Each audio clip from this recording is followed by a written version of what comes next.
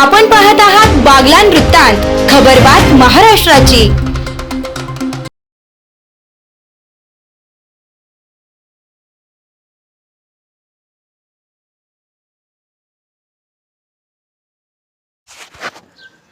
राज्यस्तरीय कबड्डी स्पर्धेत मुलींचा डंका, विजेत्या संघामुळे गावाच्या परिसरात जल्लोष। एकात्मिक आदिवासी विकास प्रकल्प कळवण शाळा शासकीय माध्यमिक आश्रमशाळा हरणबाळी तालुका सटाणा जिल्हा नाशिक येथील शालेय मुलींच्या संघाने 17 वर्षाखालील राज्यस्तरीय कबड्डी स्पर्धेत घवघवीत यश संपादन करत प्रथम क्रमांक पटकावलाय। या ऐतिहासिक विजयाबद्दल गावात आनंदाचे वातावरण असून विजेत्या खेळाडूंचे जंगी स्वागत करण्यात आले।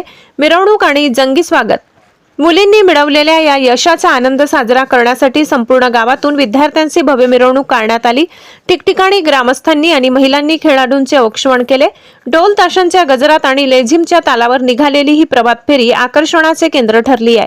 शाळेच्या मुख्य प्रवेशद्वारावर विद्यार्थ्यांचे औक्षण करून आणि फटाक्यांची आतिषबाजी करून जल्लोष करण्यात आला। या कार्यक्रमावेळी शाळेचे मुख्याध्यापक श्री व्ही डी देवरे, अधीक्षक एस एस गायकवाड, अधीक्षिका श्रीमती पी डी खैरनार यांनी खेळाडूंचे कौतुक केले। तसेच शिक्षक वृंदांमध्ये Shri R M Thakare, Shri S S Chaudhari, Shri H R Hadad, Shrimati P A Pagar, Shri S B Pawar, Shrimati K B Sawant, Shri Y N Bahiram, Shri A K Pawar, Shri S G Chaure, Shri G S Jagtap, Shri J T Vasave, Shri S R Gavdi, Shri V जे जगताप, श्रीमती रोहिणी देशमुख आणि श्री एस बी पवार उपस्थित होते।